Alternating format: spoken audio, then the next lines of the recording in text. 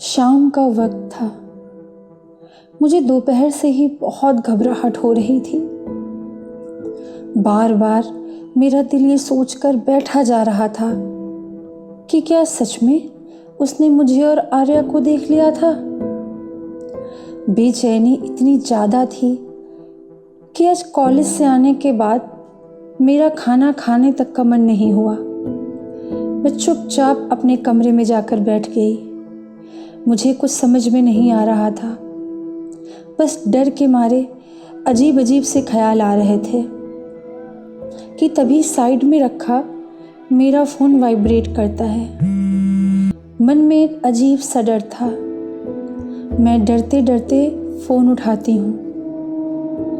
मेरी उम्मीद से परे विकी का वो मैसेज देखकर मेरे हाथ पांव ठंडे हो जाते हैं।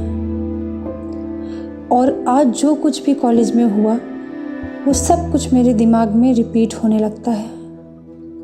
और मैं सोचती हूँ आखिर क्यों, मेरे साथ ही ये सब कुछ क्यों। हमारी बीएससी की पढ़ाई शुरू हो गई थी। क्योंकि फर्स्ट ईयर था इसलिए पढ़ाई का बर्डन कुछ ज़्यादा ही था। बायोलॉजी की क्लास चल रही थी। हमारी मैम ह्यूमन रिप्रोडक्शन का चैप्टर पढ़ा रही थी। क्लास के लड़के आज ब्लैक बोर्ड पर इतना ध्यान लगाकर बैठे थे कि जैसे बोर्ड एग्ज़ाम का रिपोर्ट कार्ड आया हो और वो फर्स्ट आए हों और खुशी के मारे बार बार अपने मार्क्स को देखे ही जा रहे हों। हमारी बायोलॉजी की मैम, जिनका नाम रचना था, वो एक सीधी सादी शांत लड़की थी।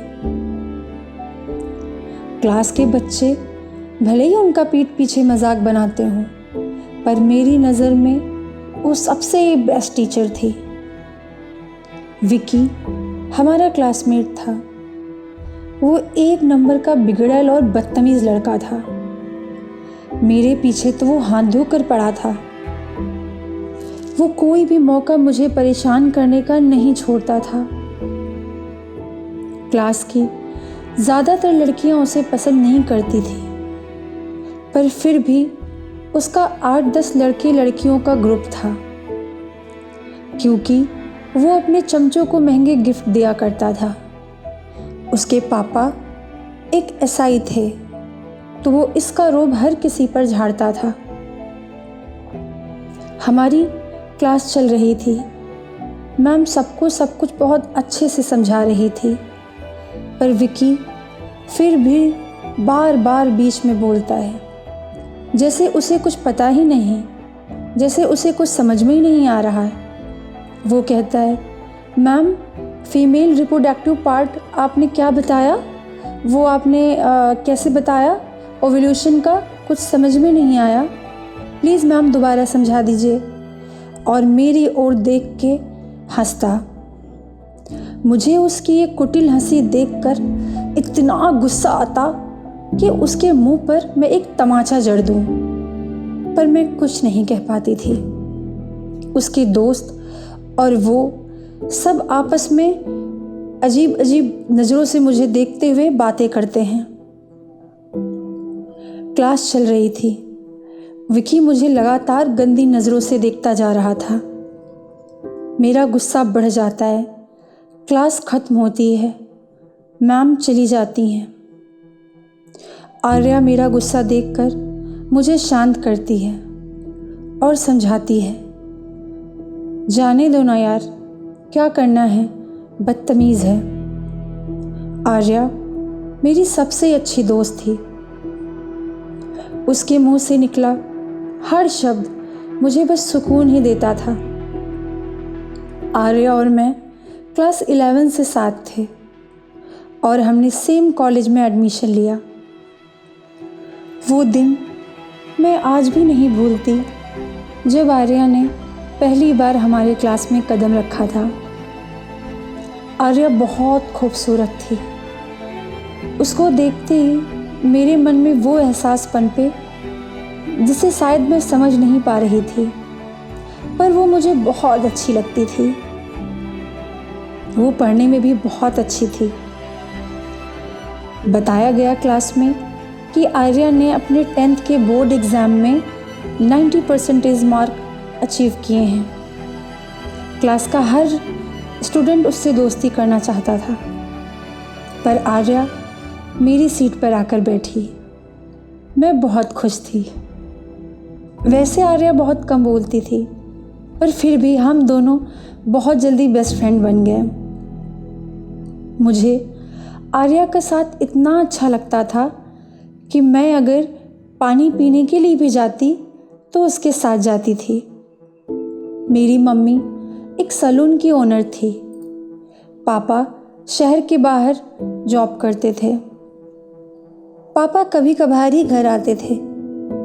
मम्मी मुझे अपने काम की वजह से वक्त नहीं दे पाती थी, और जब वो फ्री होती थी तो उनका वो समय किटी पार्टी में और अपने दोस्तों के साथ घूमने में जाता था। मैं खुद को बहुत अकेला महसूस करती थी। कोई छोटा भाई या बहन भी नहीं था जिसके साथ मेरा घर में मन लगता। पर आर्या के आ जाने के बाद सब कुछ बहुत बदल गया था। आर्या अक्सर मेरे घर आती। हम गपशप करते, मैगी बनाते, अच्छी अच्छी चीज़ें खाते, डांस करते। जिस दिन आर्या स्कूल नहीं आती तो मुझे बिल्कुल अच्छा नहीं लगता था। मैं रो देती थी, पर फिर वो शाम को मुझसे मिलने मेरे घर ज़रूर आती थी। एक दिन मैं और आर्या मेरे घर पर पढ़ रहे थे। मेरी मम्मी सैलून में थी, पापा जॉब पर थे। हम पढ़कर बोर हो जाते हैं और थोड़े से एंजॉयमेंट के लिए टीवी ऑन करते हैं, जहाँ एक मूवी में किसिंग सीन और रोमांस सीन चल रहा था। मैं कुछ बहुत ही अजीब एहसास महसूस करती हूँ। मैं आर्या की तरफ देखती हूँ। आर्या बहुत सुंदर लग रही थी। रेड कलर के वन पीस में ऐसा लग रहा था जैसे आसमान से परी ही उतर आई हो।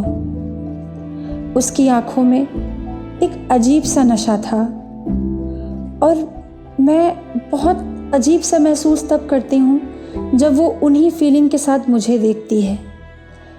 ये सारे एहसास मेरे लिए बहुत नए थे, पर ये जो कुछ भी था मैं सब कुछ महसूस कर रही थी और मुझे सब बहुत अच्छा लग रहा था। आर्या मेरे करीब आती है और मेरी जांघों पर अपना हाथ रख देती है।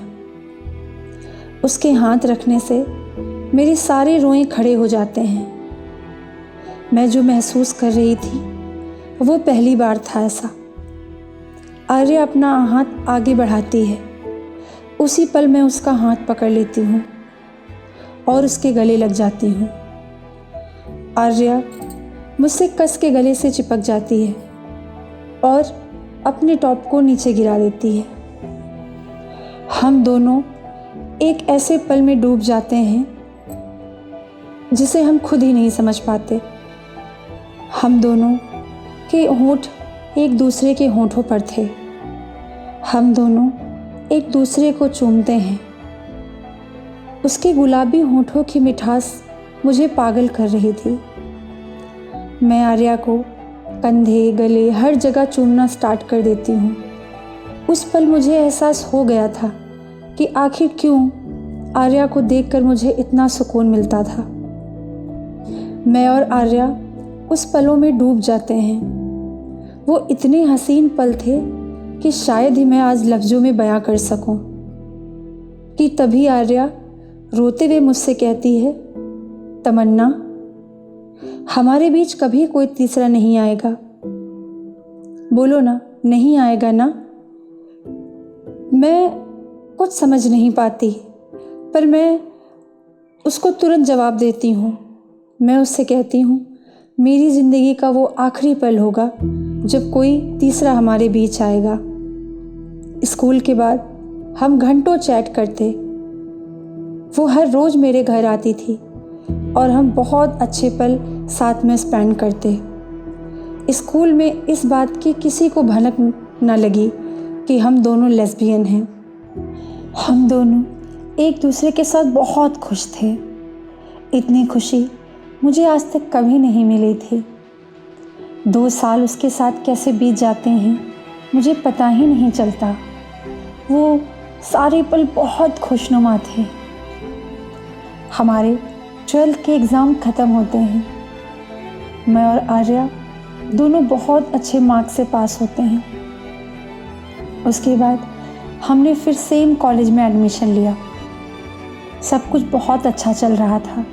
हमारी पढ़ाई भी बहुत अच्छी चल रही थी, पर अक्सर दिल बेचैन हो जाया करता था कि अगर हमारे रिश्ते के बारे में किसी को पता चला तो क्या होगा। शायद हमारे पेरेंट्स हमें जान से मार दें। पर हम दोनों का प्यार एक दूसरे की ताकत था, और घर वालों को तो इतनी फिक्र ही नहीं थी हमारी कि वो कभी हम पर ध्यान देते कि हमारी लाइफ में क्या हो रहा है। मम्मी पापा दोनों अपनी अपनी लाइफ में बिज़ी थे। वो बस पैसों से हमें खुशी देने की सोच रहे थे। चलो अच्छा था, कहीं ना कहीं इन सब की पहले मुझे बहुत कमी खलती थी, माँ के पापा के प्यार की। पर आर्या के आ जाने के बाद मुझे भी अब उनकी ज़रूरत महसूस नहीं होती थी। मैं और आर्या एक दूसरे के साथ बहुत खुश थे। एक रोज़ की बात है जब हमारे कॉलेज में कल्चरल एक्टिविटीज़ की तैयारियां हो रही थी। हर कोई रिहर्सल में व्यस्त था। मैंने और आर्या ने भी उसमें भाग लिया था, और हम सब रूम में रिहर्सल कर रहे थे। करीब दोपहर के 2 बज जाते हैं। सारे स्टूडेंट्स चले जाते हैं। लगभग हॉल भी और उसके बाहर वाला हॉल भी खाली हो जाता है। पर मैं और आर्या रिहर्सल कर रहे थे। मुझे आज बहुत अच्छा लग रहा था। आर्या डांस कर रही थी और मैं उसको देख के हंस रही थी कि तभी एक पल अचानक आर्या की स्कर्ट सीट में फंस जाती है। मैं उसे निकालने के लिए जाती हूँ, जहाँ मैं उसकी जांघ के पास एक टैटू देखती हूँ जिस पर तमन्ना आर्या फॉरएवर लिखा था और एक प्यारा सा हार्ट का सिंबल बना हुआ था। वो सिंबल देखकर मैं बहुत खुश होती हूँ। हमारे आसपास कोई नहीं था। उस रूम में सिर्फ मैं और आर्या थे। मुझे आर्या पर बहुत प्यार आता है। मैं उस टैटू को किस कर लेती हूँ। आर्या मेरे गले लग जाती है और पहली बार अपने प्यार का इजहार करती है। करीब 2.5 साल से हम दोनों साथ थे, पर हमने कभी एक दूसरे से वो 3 शब्द आपस में नहीं कहे थे। हमारे बीच की वो अंडरस्टैंडिंग थी कि हमें उन 3 शब्दों को कहने की कभी ज़रूरत ही महसूस नहीं हुई। पर वो शब्द मुझे बहुत अच्छे लगे। मैं वो 3 शब्द सुनकर भावुक हो जाती हूँ और उसके गले लग जाती हूँ और उसे एक प्यारी सी किस करती हूँ। आर्या मुझे फिर से किस करती है और हमारा रोमांस बढ़ जाता है। एक दूसरे के प्यार के लम्हों में मुझे एहसास ही नहीं रहा कि हम कॉलेज में हैं। आर्या मेरे होठों को चूमती है। हम बेखबर थे कि कोई हमें यहाँ देख भी सकता है। दरअसल हम ये सोच रहे थे कि सब चले गए हैं, क्योंकि कोई आवाज़ भी नहीं आ रही थी। पर तभी हमें किसी के हंसने की आवाज़ आती है। आर्या तुरंत दूर हट जाती है और मुझे भी लगा कि शायद कोई हंसा, शायद किसी ने हमें देखा। मैं तुरंत झटके से इधर उधर देखती हूँ, पर मुझे कोई दिखाई नहीं दिया। पर मेरे दिमाग में था कोई तो था। मेरे दिमाग में बार बार यही चल रहा था कि कोई तो था जिसने हमें देखा। मैं घर आती हूँ। आर्या काफ़ी डर गई थी कि अगर हमें किसी ने देख लिया होगा तो क्या होगा। मैंने आर्या को संभाला कि कुछ नहीं है, किसी ने नहीं देखा, बस हमारा वहम था। पर कहीं ना कहीं चीज़ें मेरे दिमाग में भी चल रही थी। अगर किसी ने देखा तो अंजाम बहुत बुरा होगा, हमें कॉलेज से भी निकाला जा सकता है। मैं जैसे तैसे डर के घर आती हूँ। मैं बिना खाए पिए चुपचाप बैठ जाती हूँ। मेरा फ़ोन वाइब्रेट होते ही मैं फ़ोन को देखती हूँ। वो मैसेज विकी का होता है जिसमें लिखा था, तुम्हारी आज की परफॉर्मेंस ने तो मुझे दीवाना ही बना दिया। मुझे उसका ये मैसेज देखकर कुछ समझ में नहीं आता, पर फिर भी मुझे बहुत डर लग रहा था कि तभी उसका फिर से एक मैसेज आता है जो कि एक वीडियो होता है। वो वीडियो ओपन करते ही मेरी सांसें थम जाती हैं। वो वीडियो मेरा और आर्या का रिहर्सल करते टाइम का था, जब हम दोनों एक दूसरे के बेहद करीब थे। डर के मारे मेरे हाथ पांव ठंडे हो जाते हैं कि तभी धड़ाधड़ विकी के मैसेज आने लगते हैं। वो बेशर्मों की तरह हम पर हंस रहा था। मेरी आंखों से आंसू बहने लगते हैं और वो हमारे मज़े ले रहा था। उसने कहा, कभी हमें भी मौका दो, आर्या से ज़्यादा मज़े दूंगा तुम्हें तमन्ना, और फुल सेटिस्फाइड भी करूंगा। तुम्हारे कंधे का वो तिल, उफ, वो आर्या की जांघों पर का टैटू और एक किस का स्माइली भेजता है और लिख के भेजता है, मेरी जान हो तुम दोनों, कसम से पूरी कट्टो हो। ये सब पढ़ के मेरी हालत कुछ ऐसी थी जैसे मेरी किसी ने जान ले ली हो। मैं हैरान थी, आखिर जब कोई नहीं था तो ये इतना पर्सनल वीडियो कैसे बना। मेरी हालत बिगड़ती जा रही थी।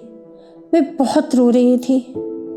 दरअसल क्लास न होने के कारण ज़्यादातर बच्चे अब चले गए थे, पर विकी अपने दोस्तों के साथ वहीं था और इसके बारे में हमें कोई खबर नहीं थी। और उसने हमें देख लिया था और हमारा वीडियो रिकॉर्ड कर लिया, और वो हंसी भी विकी की ही थी। और मुझे ये सब अब समझ आता है, और यहीं से शुरू होता है विकी के जुल्मों का सिलसिला।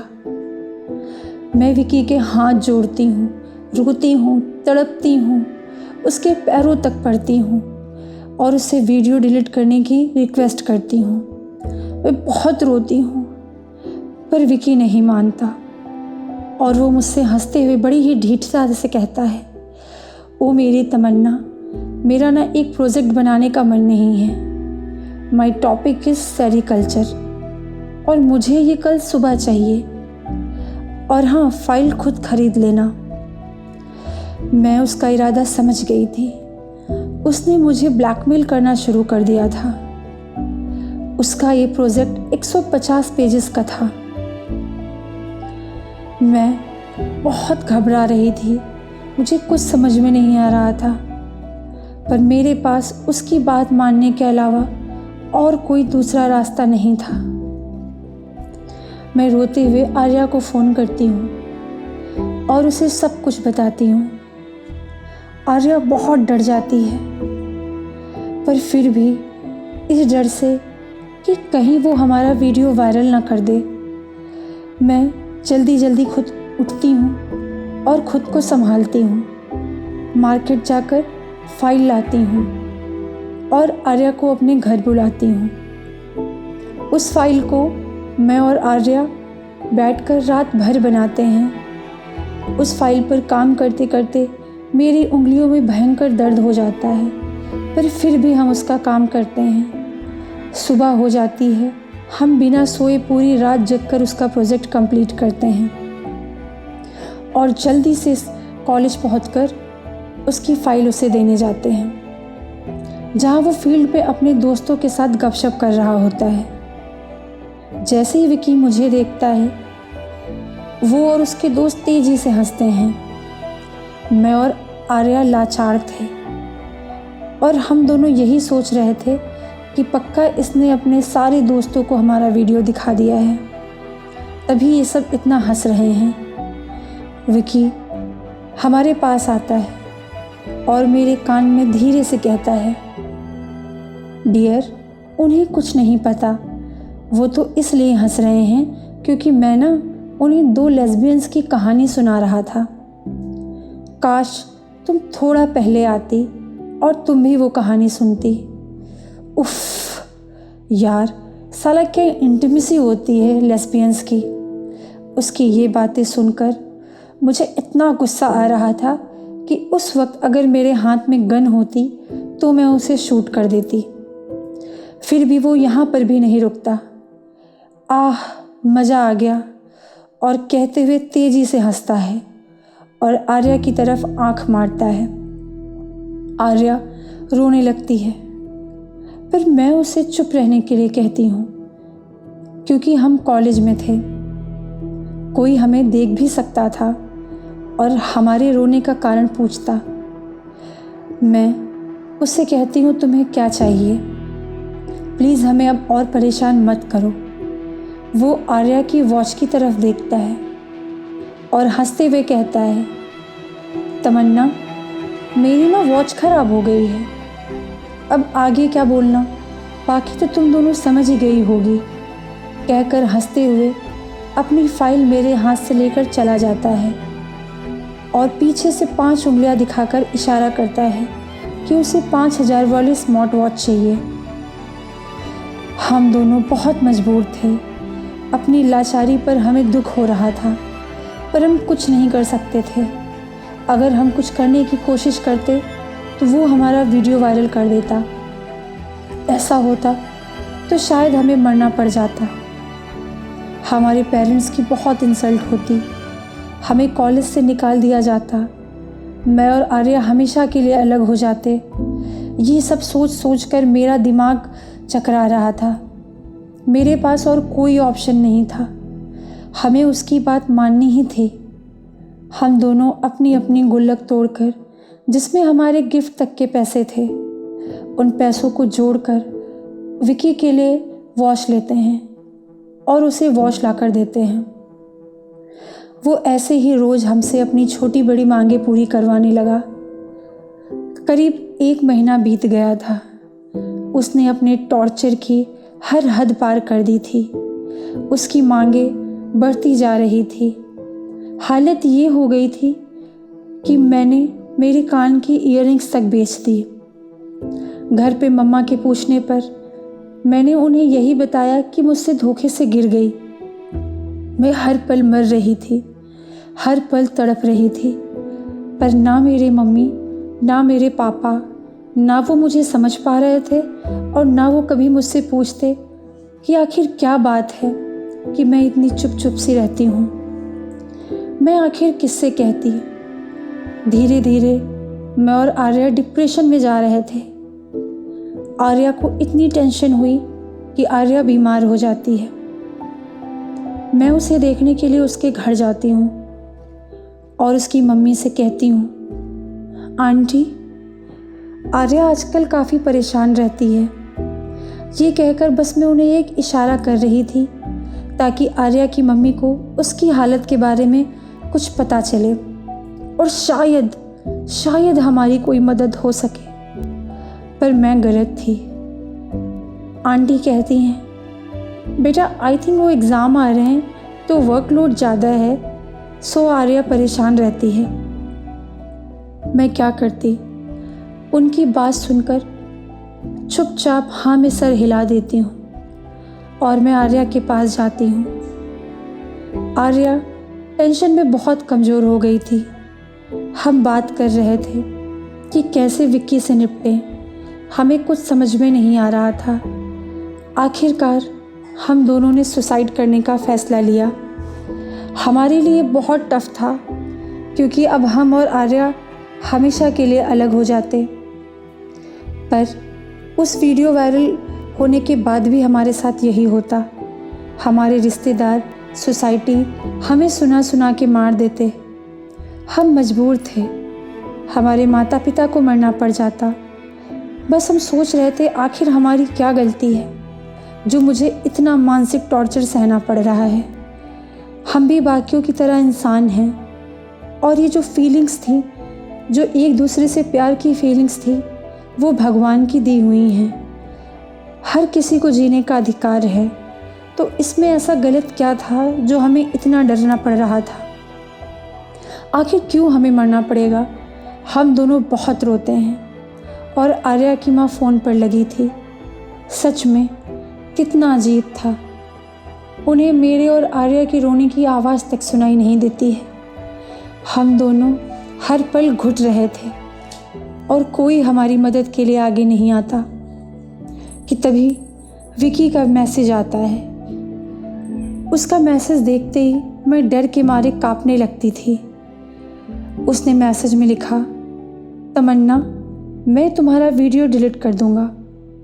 मैं उसका ये मैसेज पढ़ के कुछ खुश हो जाती हूँ, पर उसकी फितरत ऐसी नहीं थी, ये भी मुझे पता था।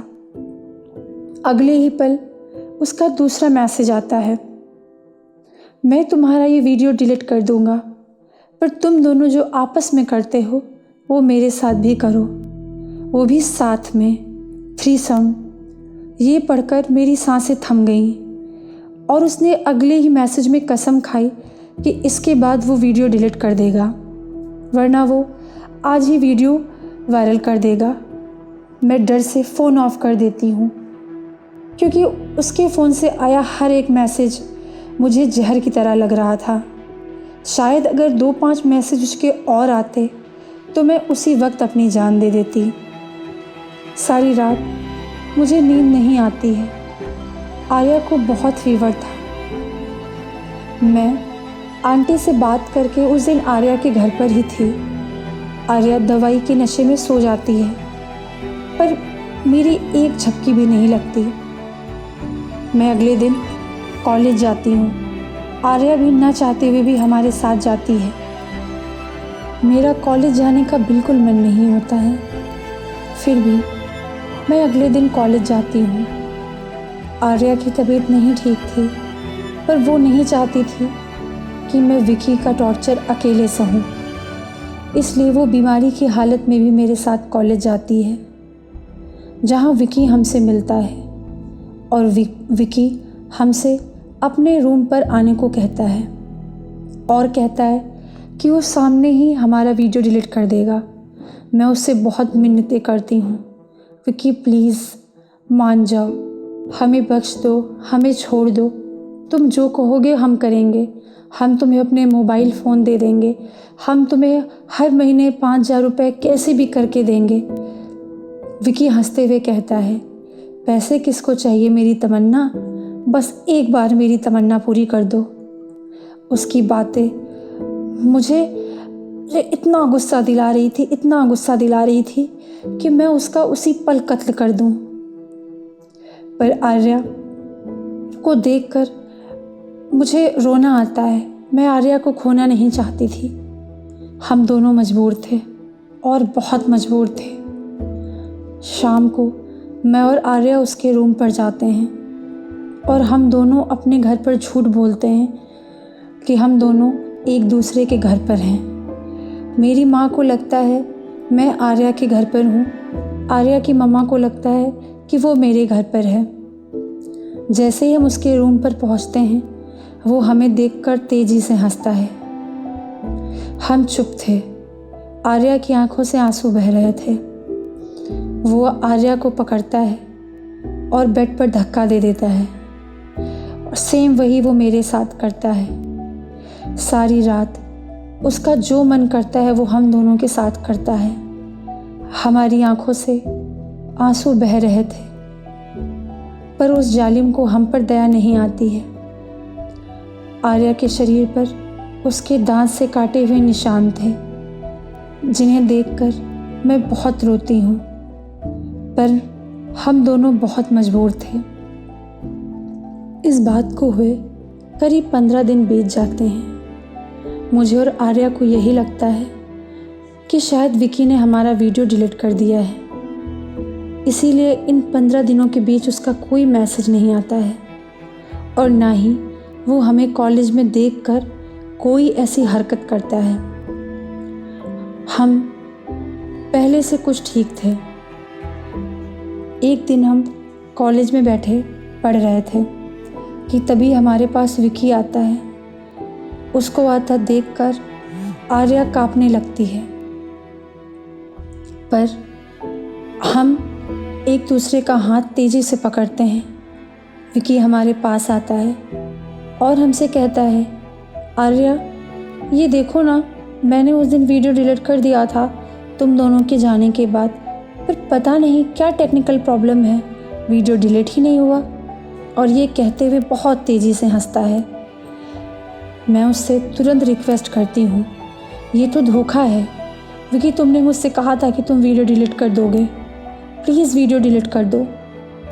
विकी हंसते हुए कहता है, इसे डिलीट करने के लिए देखो कुछ तो करना पड़ेगा ना तमन्ना। मैं चुप थी।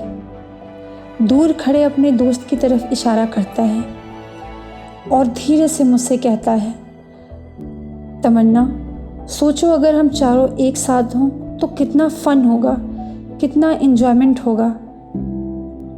और आर्या को आंख मारते हुए कहता है, बेबी इसे फोरसम कहते हैं, तो please come in the evening in same address. मैं उसके पैरों में पड़ जाती हूँ और कहती हूँ, Vicky please don't do this, Vicky please don't do this, Vicky please मान जाना यार, प्लीज़ विकी मान जाना। मैं बहुत रोती हूँ, मैं बहुत तड़पती हूँ। आर्या बहुत रोती है। आर्या को रोता देख के मुझे ऐसा लगता है उसके हर दर्द की वजह मैं ही हूँ। विकी हंसते हुए चला जाता है। मैं सोचती हूँ आखिर दुनिया में कोई इतना जालिम कैसे हो सकता है।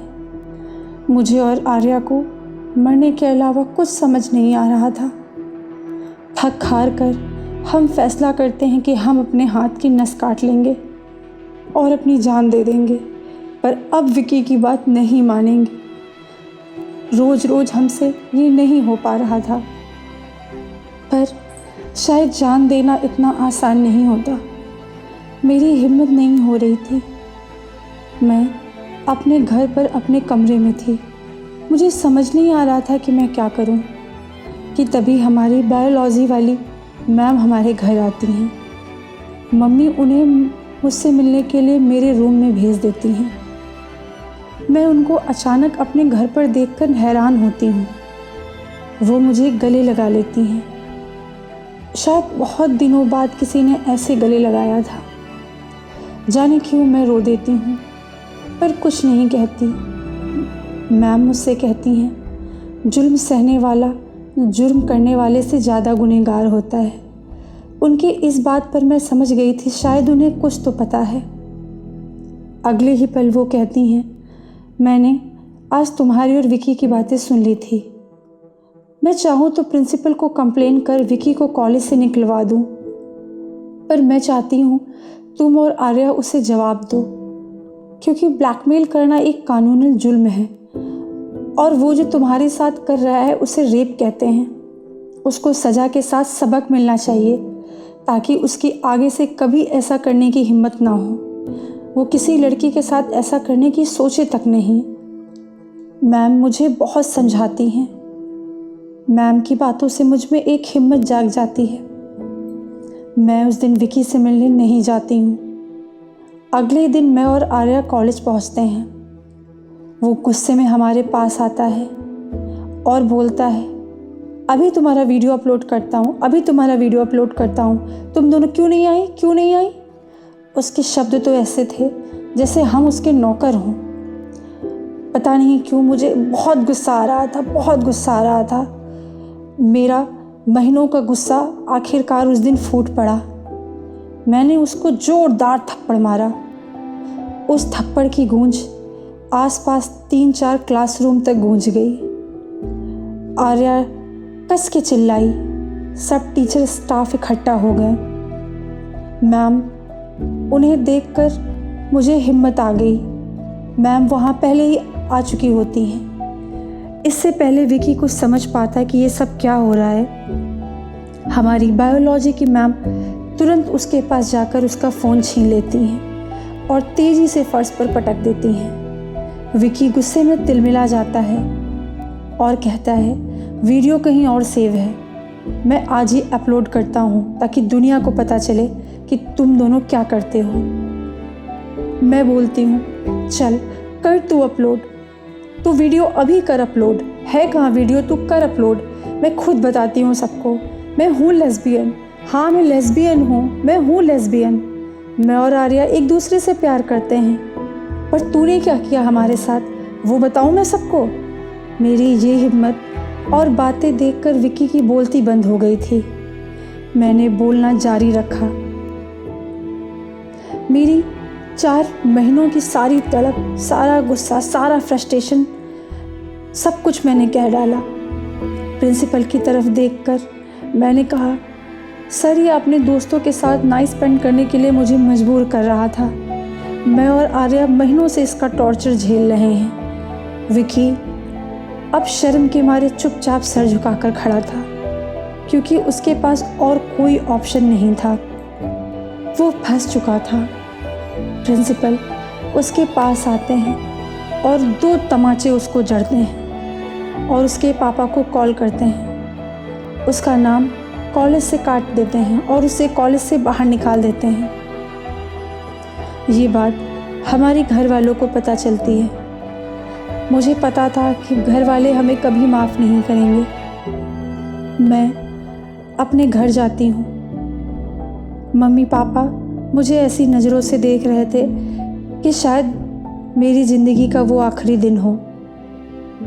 इससे पहले कि मम्मी पापा मुझसे कुछ कहते या कुछ और बातें होती, मैं अपना बैग उठाती हूँ और आर्या के घर आ जाती हूँ। सेम रिएक्शन आर्या की मम्मी का भी था, पर हम दोनों ने इतनी परेशानी साथ में झेल ली थी, इतना दर्द सह लिया था। अब हम दोनों एक दूसरे के प्यार में इतना डूब चुके थे कि शायद हमें मौत भी अलग नहीं कर सकती थी। हमारे मम्मी, हमारे पेरेंट्स, हमारे पापा, हमारे घर वाले, हम दोनों सदा के लिए एक हो गए थे। हमने डिसाइड कर लिया था, हमारे घर वाले, ये समाज, ये दुनिया हमारे प्यार को समझे या न समझे, पर हम दोनों एक दूसरे का साथ कभी नहीं छोड़ेंगे। आर्या मेरी तरफ देखती है और मेरा हाथ पकड़ती है और हम दोनों एक नई ज़िंदगी जीने के लिए अपने पेरेंट्स के घर से निकल जाते हैं, खुशियों की तलाश में, ज़िंदगी की तलाश में, कि शायद कोई समझे लेस्बियन होना कोई पाप नहीं, ये बस एक नॉर्मल फीलिंग है जो भगवान ने हमारे अंदर दी और इसमें हमारी कोई गलती नहीं। शायद ये पेरेंट्स हमारे कभी समझ पाएं।